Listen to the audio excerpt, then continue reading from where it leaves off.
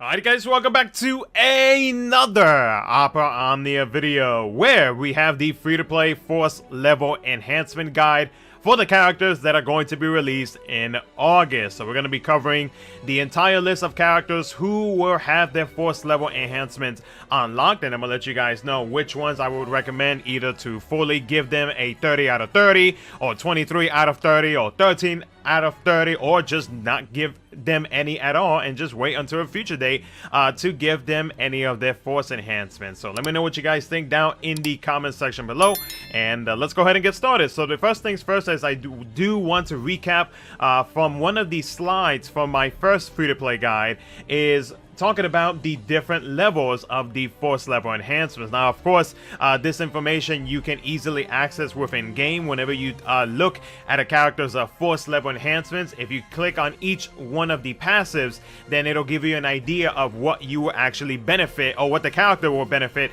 if you unlock that specific level. But for those who may not know, there are different passives that will equal like maybe higher HP damage up, or higher HP damage cap up, higher brave damage. You can also add to the HP damage bonus as well while the force time, or while you are in force time, so that, you know, there's numerous things that you can actually benefit from unlocking a character's force enhancements. So between level 1 through 11, the character will help in increasing the force gauge charge speed. They will also increase the HP damage bonus boost after own turn during force time, and they will also increase the brave and HP damage cap up for the skill 1 and skill 2 whenever the force gauge reaches 80% or higher. Now for force levels 11 through 21, you will increase the charge speed for the force gauge a little bit more. You will also get a higher HP damage bonus boost after own turn during the force time, and you will also increase the brave and the HP damage cap up for your EX or LD ability when the force gauge is at 80% or higher. And then finally at 21 through 30, you will increase the charge speed for the force gauge at the highest speed, or at the highest rate possible for said character. You will also be able to increase the HP damage bonus boost after own turn during force time at the highest possible. And then finally, the character will be increasing the HP damage bonus boost after using their skill 1 or skill 2 during the force time. And normally when it comes to the HP damage bonus boost, the character usually adds about a 5% boost to whatever other whatever the conditions are for whatever force ability you do have active. So I wanted to just recap over that, and I'm probably going to do that for the next couple of free-to-play guides, in case any newer players just recently decided to play Opera Omnia. Now we'll take a look at the August characters. So we do have Gabranth, Leo, Rude, Payne, Steiner, Saz, Ursula, Freya, Sink, and then possibly either Terra or Arden. I wanted to include those two characters just in case if one of these two characters appeared for that potential either new or early FR release for that one event that we are getting in Global. So, and of course, these are color coded, so there is a legend on the right side of the screen. So for Gabranth and Leo, if you are going to be pulling for either of these two characters, if you're going to pull for their weapons and whatnot, you definitely want to make sure that you give them a full 30 out of 30, so that way they can dish out as much damage as they can. They can help with increasing the force gauge, so you can get access to any of the force abilities that you are planning to use in a fight. So you definitely want to make sure that you give them 30 out of 30 for either of the two characters that you are going to be going for. And by the way, when I talk about some of these characters, I don't want to make it seem as if like you have to do it regardless if you're pulling for the character or not. This is just more so for a guide for characters that you are considering or for sure going to be pulling for and using, then this would be my personal recommendations on what you should do when it comes to their force level enhancements. So but yeah, that'll be it for Gabranth and Leo. 30 out of 30 is definitely the best recommendation. Now for Rude, Pain, Steiner, and Saj, you could probably hold off for now on giving them any force enhancements. Really don't, like, the biggest thing you're going to be taking advantage of would be either using like maybe one or two of these characters as call abilities, or if not, if you do plan to have them on the team, and if you feel like you want to give them force enhancements, then at least the minimum that you could possibly do is at least give them up to force level 13, so that way they can at least contribute a little bit to increasing the force gauge speed. So you you know, if you are planning on using them and you want to help them out with that, then you can go up at least up to force level 13. But if not, if you're just going to use them for like whatever mechanic it is that they have, then I would say you could probably hold off on giving them any force enhancements. Now next character will be Ursula, Freya, and Sync, and these characters will be released with Ursula's Lost Chapter. Now Ursula, if you are going to be planning on pulling for her and building her up, then I would recommend at the minimum to go up to force level 23. That way you have all three passives that will help in increasing the force gauge, and at the same time though, you will be getting that additional HP damage cap and the brave damage cap for her skill 1, skill 2, and then her EX and her LD ability. Now you could go further than that, so that way you can actually gain that additional HP damage bonus whenever you are using her skill 1 and skill 2, so you can do that as well. But like if you want to keep it at the minimum and save your force fragments or your force stones, then it would be best to, you know, stick around to like force level 23. Freya I actually included in this one because I do still see some players using Freya, because of course she does deal that often damage, she does jump into the sky and whatnot. She is somewhat similar to Kayn, but of course there are some differences between Freya and Kayn. So if you do use Freya a very good amount, you could go with the minimum force level 23. That way she will be able to take advantage of the additional HP damage cap and whatnot whenever the force gauge is at 80% or higher. She will help in charging up the force gauge speed and all that good stuff. So at the minimum you can give her up to at least 23, and then later down the line, if you're still using her and if you're going to continue to use her, then you can easily max out her force level enhancements. Sync is another character that I included, and you'd actually be surprised that there are a good amount of JP players that use Sync, because like the rework that she actually does get, they literally throw HP dumps on her like crazy. Especially her LD ability is like stupid, which is why a lot of JP players decided to actually build up Sync, not only because of the rework, but also because like she can easily take advantage of certain force abilities, and like, hey, more HP dumps will equal more higher HP damage output, and if you have a high enough HP damage bonus active, then best believe that Sync will be dealing some very strong damage. So I would recommend, if you are considering building her up, to get her up to force level 23, but if you are for sure going to be using her for some strong optimal damage, then I would personally recommend that you max her out at 30 out of 30. Now,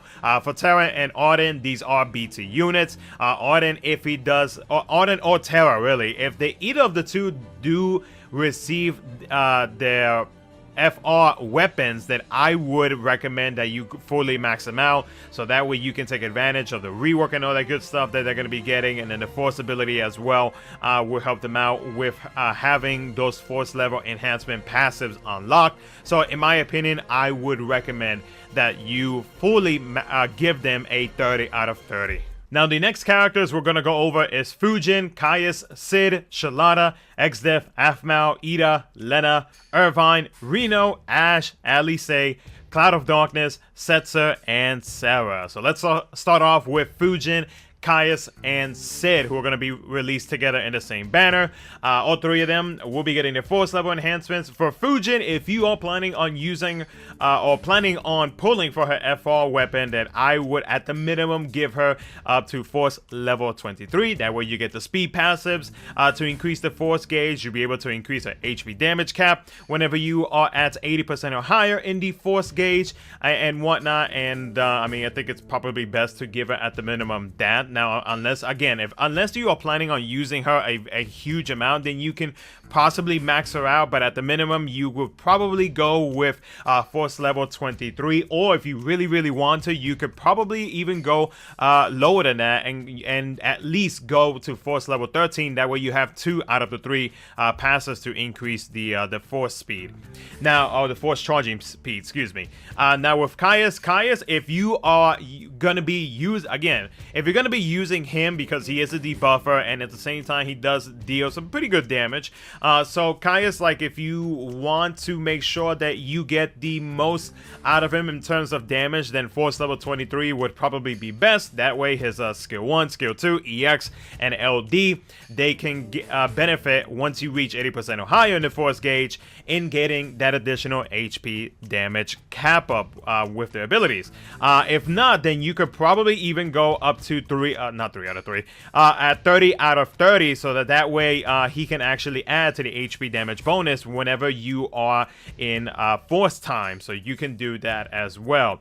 Sid, I decided to not give him any force passives unless you are planning to take advantage of like the amount of HP damage output that he can actually dish out. And if you are going to be using him like that, then you could probably go up to like force level 23, but as of right now, at least for myself, I'm probably not going to give him any passives. Next up will be Shalata, XDEF, Afmal, Ida, Lena, and Irvine. Now, Shalata, 1000%, and I actually forgot to mark this on this slide, but Shalata is an FR charger. So, and she is able to use 2 different abilities to be able to charge up the force gauge. So, she is considered an FR charger, but for her, for sure, if you are planning to pull for her FR or her BT, then you definitely want to make sure that you give her 30 out of 30.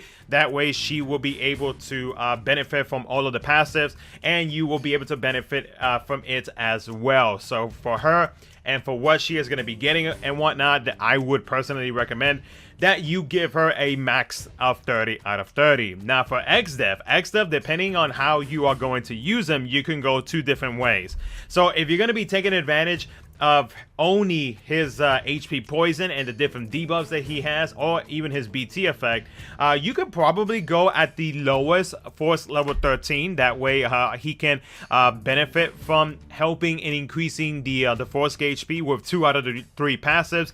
And if you are going to be using his skill 1 and skill 2, then once you reach 80% or higher in the force gauge, then you can take advantage and get that increase in the HP damage for those 2 skills. But if you want to go to force level 23, so that way his EX and his LD can dish out some higher damage, and you get all 3 passives to increase the force gauge speed, or to help in increasing it, then you can do that as well. I think as of right now, especially like for free-to-play players, if they're trying to extend their force fragments or their force stones, then it would be best to try to keep it at like a minimum if you are planning to use XDEF.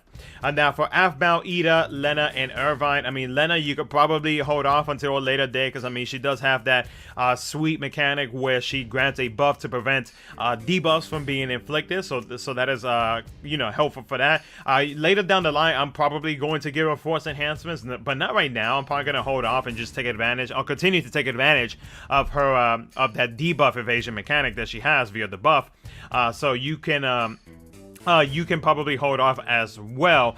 Later down the line, I'll probably give her like maybe either 13 or 23 for the force level. But for Irvine, I'm gonna skip completely. I've never really used Irvine.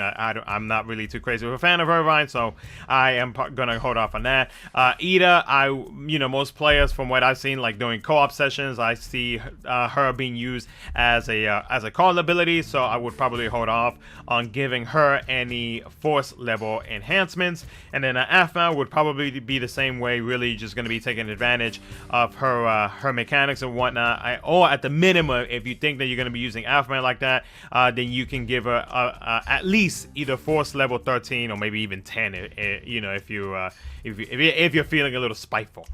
So that's my opinions on them.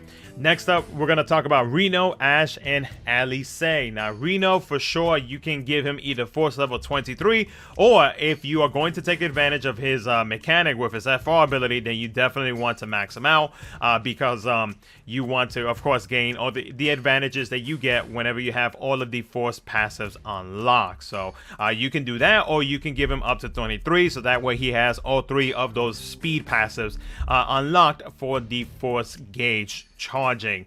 Ashe, you could probably hold off for now, and if you are considering pulling for her FR and her BT later down the line when it gets released, then you could probably hold off on giving her Force enhancements until her FR and BT release. And then for Alice, I mean, you could probably hold off on giving her Force enhancers for right now, unless you are using her now. Then, you know, you could probably give her at least like 23 or maybe even 13, but I would probably hold off on Alice. And then finally, Cloud of Darkness, Setzer, and Sarah. Setzer, I'd probably hold off as well. Really, I mean, like, the only thing you're really gonna be taking advantage of Setzer will be like using his freeze debuff, or like if you actually have him on the team, then you can take advantage of the rainbow numbers and whatnot. So you could probably give him at the minimum like 13, and that's about it. Sarah, you could probably hold off. I mean, she is gonna be getting an FR and a BT very soon, actually, in JP as I'm recording this video. So unless you are a huge fan of Sarah, then I would probably hold off on giving her any Force level passes. And then Cloud of Darkness.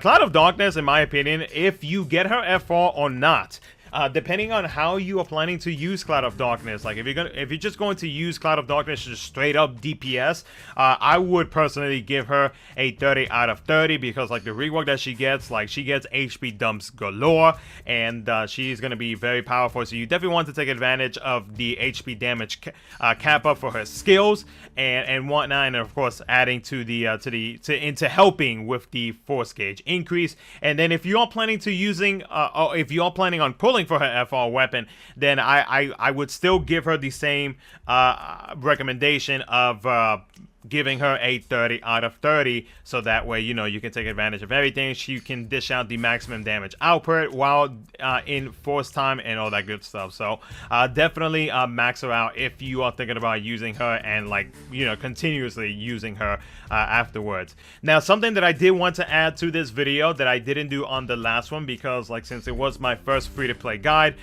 for a free-to-play type of video, I wasn't sure if this was something that would actually continue to be a thing, but it looks like many players really wanted it. So what I decided to add into this video is to look out for characters that are going to be coming out the following month, which is going to be September. Now, these are 4 out of like the maybe like other amount of characters that is going to be released of September, but I chose these 4 characters because in my opinion these are probably going to be like the 4 hyped up characters for September. And obviously, like, Luna Freya is definitely the talk, like she has been in talks of like everybody wanting to pull for her, because like she has a very solid kit, and she is a very strong support.